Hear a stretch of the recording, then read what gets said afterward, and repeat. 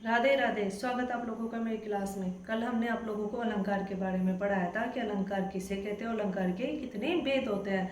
तो हमने बताया था कि अलंकार दो शब्दों से मिलकर बना हुआ रहता है, अलम धन कार से, यानी शोभा करने वाला। और उसके कितने भेद के बारे में बताया था हमने, 3 भेदों के बारे में बताया था। कौन कौन से? शब्दालंकार, अर्थालंकार और उभय अलंकार। उसमें से हमने शब्दालंकार पढ़ चुके थे। आज हम पढ़ेंगे अर्थालंकार। अर्थालंकार किसे कहते हैं और इसके कई प्रकार के भेद होते हैं। चलो देखते हैं। उपमा अलंकार, उत्प्रेक्षा अलंकार, रूपक अलंकार, विभावना अलंकार, अतिशोक्ति अलंकार, अतियुक्ति अलंकार, संध्या अलंकार और भ्रातिमान अलंकार। चलो देखते हैं पहले अर्थालंकार की परिभाषा। जहाँ अर्थ के कारण कविता में रमणीयता आ जाती है, वहीं अर्थालंकार होता है। अब देखते हैं उपमा अलंकार। जहाँ एक वस्तु की समानता या समता दूसरी वस्तु से की जाए, वहाँ कौन सा अलंकार होता है? वहाँ उपमा अलंकार होता है। जैसे उप का अर्थ क्या होता है? समीप। और मा का अर्थ क्या होता है? मापना या तोलना। अब यहाँ उदाहरण देखते हैं। पहला, मुख कमल सा खिल गया। मुख कमल सा खिल गया। तो यहाँ किसकी तुलना की गई है? मुख की तुलना किससे की गई है? कमल से की गई है।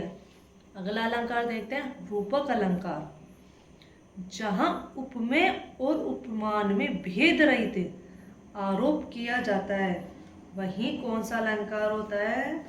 रूपक अलंकार होता है। इसमें देखते हैं उदाहरण से। उदित उदय गिरी मंच पर रघुवर बाल पतंग, भिक्षे सत्य सरोज सम अर्खे लोचन भृंग। तो इसमें क्या कह रहा है कि इस दोहे में मंच को क्या बताया जा रहा है? उदयाचल। क्या बताया जा रहा है इसमें? उदयाचल।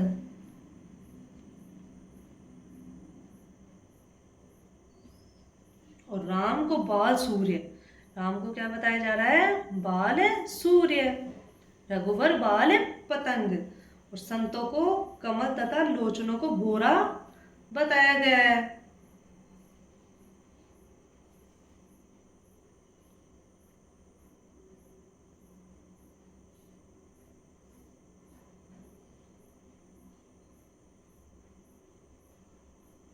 अब इसमें क्या कह रहा है कि उपमेय व उपमान की अभेदता प्रकट की जा रही है, अर्थात उपमेय बिल्कुल उपमान के समान है। अतः ये कौन सा अलंकार हुआ? रूपक अलंकार हुआ। चलो देखते हैं अगला अलंकार, उत्प्रेक्षा अलंकार। जहां उपमेय में उपमान की संभावना की जाती है, वहां कौन सा अलंकार होता है? उत्प्रेक्षा अलंकार होता है। जैसे ट्रिक के माध्यम से देख लो, जिसमें भी मानो, मानहु, मनहु, मन, मनु, जानो, जानहु, जनु, इव आदि उत्प्रेक्षा के कौन से है? वाचक शब्द। अब उदाहरण से देखते हैं। जैसे कि मनहु विधि तन अच्छे छवि, सवच राखवे काज।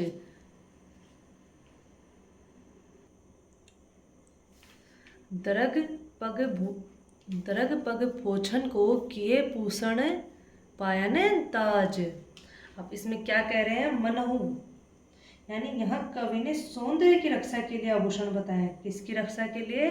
सौंदर्य की। यानी मनहु विधि तन अच्छी छवि, सवच राखवे काज।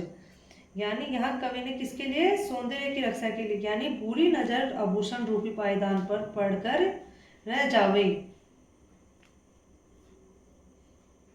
दर पग पोछन के भूषण पायन ताज। किस पर? पायदान पर फड़कर।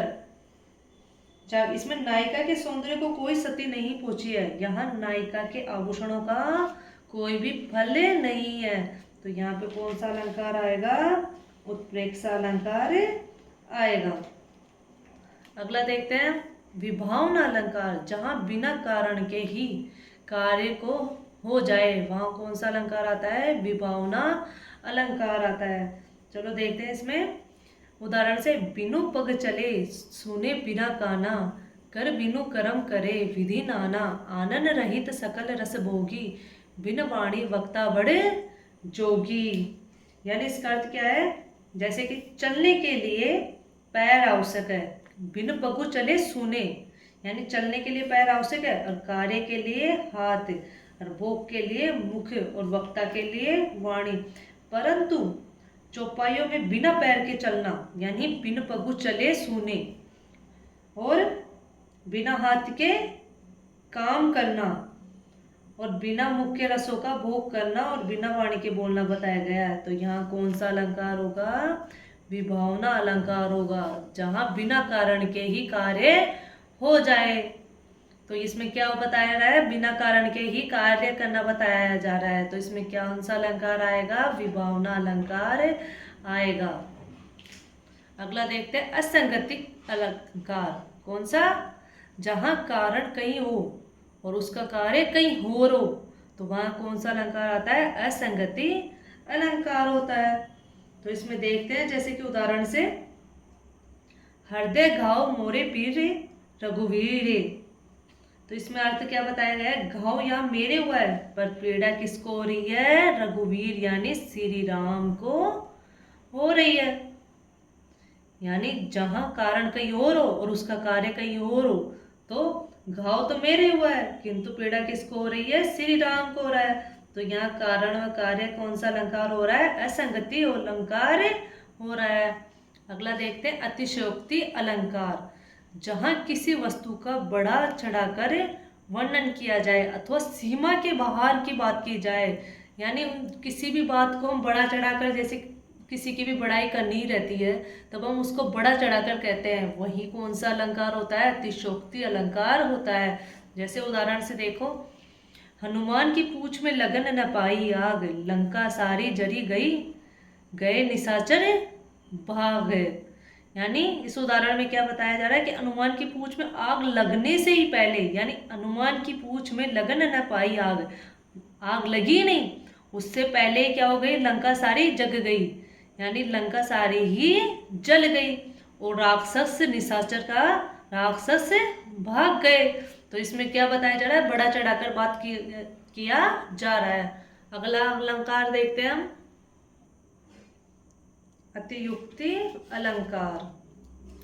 जहाँ किसी वस्तु का बड़ा चढ़ाकर वर्णन है किंतु झूठा प्रतीत है, वहाँ कौन सा अलंकार आएगा?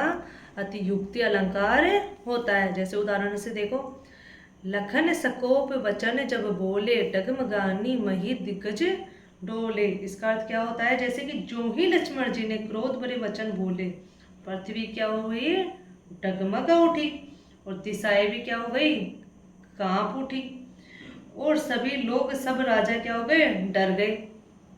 और सीता जी के हृदय में हर्ष हुआ कि जनक जी सकुचा गए।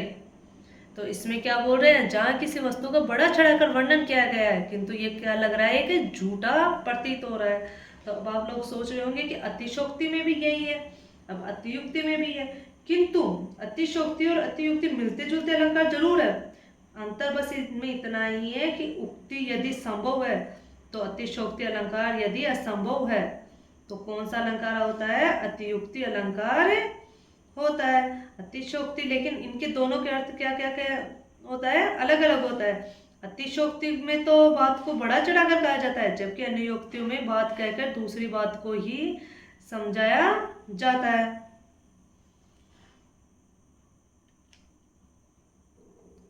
अगला उदाहरण देखते हैं, संदेह अलंकार।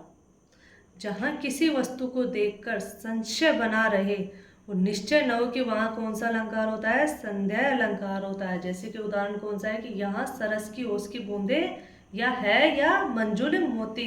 हमें संदेह है कि यहाँ पर या तो सरस की ओस की बूंदे है या मंजुल मोती।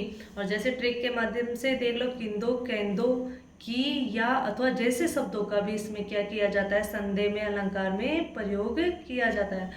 अगला अलंकार देखते हैं, भ्रांतिमान अलंकार।